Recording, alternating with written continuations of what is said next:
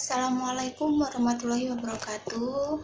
Perkenalkan, nama saya Cindy Lupitasari dari Prodi S1 Manajemen Universitas Aisyah Yogyakarta dengan NIM 2010601017. Baiklah, puji dan syukur kita panjatkan kehadirat Allah Subhanahu wa taala karena pada saat ini saya masih bisa diberi kesempatan untuk menjelaskan tentang iman kepada malaikat.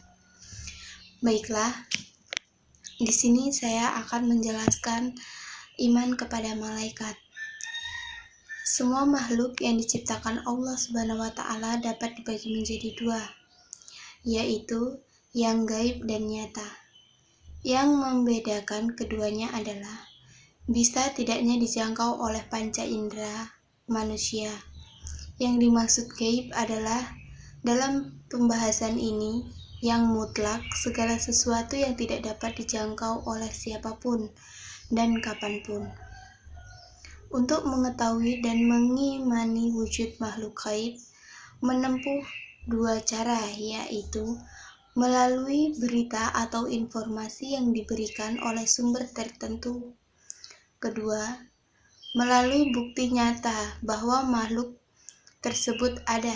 Misalnya, malaikat kita mengetahui berdasarkan berita dari Rasulullah SAW. Bukti nyata adanya malaikat seperti adanya malaikat maut yang ditugaskan Allah untuk menyabut nyawa manusia. Malaikat adalah makhluk gaib yang diciptakan Allah dari cahaya dengan wujud dan sifat-sifat tertentu. Yang artinya malaikat itu diciptakan dari cahaya, jin diciptakan dari nyala api, dan Adam diciptakan dari apa yang telah diterangkan kepadamu semua.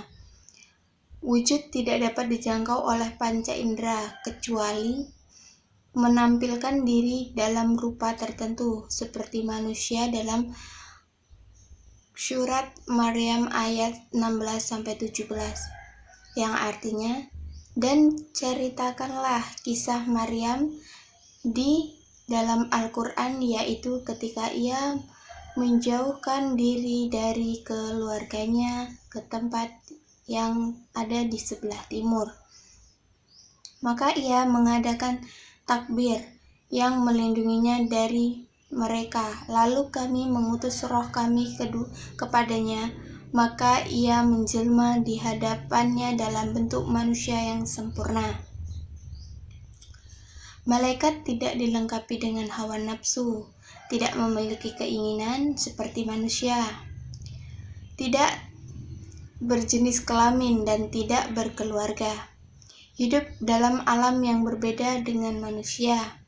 Malaikat adalah hamba Allah yang mulia.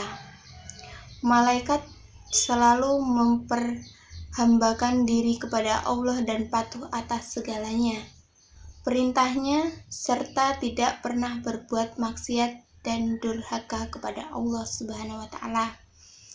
Nama dan tugas malaikat jumlahnya sangat banyak, tidak bisa diperkirakan.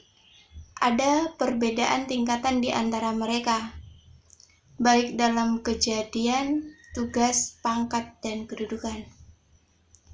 Sebagian dari malaikat diberi nama-nama mereka dan sebagian mereka hanya dijelaskan tugas-tugasnya saja. Ada yang bertugas di dalam ruh, bertasbih kepada Allah, memberi salam kepada ahli syurga, dan menyiksa penghuni neraka. Ada yang bertugas di alam dunia, berhubung dengan manusia seperti mencatat amal, mencabut nyawa, menurunkan hujan, menumbuhkan tanaman, dan lain-lain. Di antara nama dan tugas malaikat adalah 1. Malaikat Jibril, bertugas menyampaikan wahyu kepada Nabi dan Rasul. Surat Al-Baqarah ayat 972. 2. Malaikat Mikail, bertugas mengatur hal-hal yang berhubungan dengan alam. Surat Al-Baqarah ayat 983. Malaikat Israfil bertugas meniup trompet di hari kiamat dan berbangkit. Surat Al-Kahfi ayat 994. 4. Malaikat maut bertugas mencabut nyawa manusia dan makhluk lainnya. Surat Asy-Syajdah ayat 115. Malaikat rakib dan atid yang bertugas mencatat amal perbuatan manusia. Malaikat kiraman katibin yang bertugas menulis amal perbuatan manusia. Malaikat hafzah yang bertugas memelihara segala catatan amal manusia. Surat Kahf ayat 17-18. Malaikat mungkar dan nangkir, malaikat Ridwan, penjaga surga dan pemimpin para malaikat pelayan surga. Malaikat Malik, penjaga neraka dan bertugas memimpin para malaikat menyiksa penghuni neraka. Surat Az-Zukhruf ayat 77. Malaikat yang bertugas memikul arsy. Surat Al-Mu'min ayat 710. 10. Malaikat yang bertugas menggerakkan hati manusia untuk berbuat kebaikan dan kebenaran. Rasulullah bersabda, syaitan dapat menggerakkan hati anak Adam, demikian pula malaikat dapat menggerakkan hati. Bisikan setan berupa godaan untuk melakukan kejahatan dan mendustakan kebenaran, sedangkan ajakan malaikat berupa dorongan untuk berbuat kebaikan dan meyakini kebenaran. Ibnu Abi Hatim dan Tirmizi. Malaikat yang bertugas mendoakan orang-orang yang beriman supaya diampuni oleh Allah segala dosanya, diberi ganjaran surga dan dijaga dari segala keburukan dan doa-doa lain. 1. Allah memerintahkan kepada malaikat untuk sujud kepada Adam. Al-Baqarah. 2. Malaikat tidak bisa menjawab pertanyaan Allah tentang Al-Asma, sedangkan Adam mampu karena memang diberi ilmu oleh Allah Subhanahu wa Ta'ala dalam surat Al-Baqarah.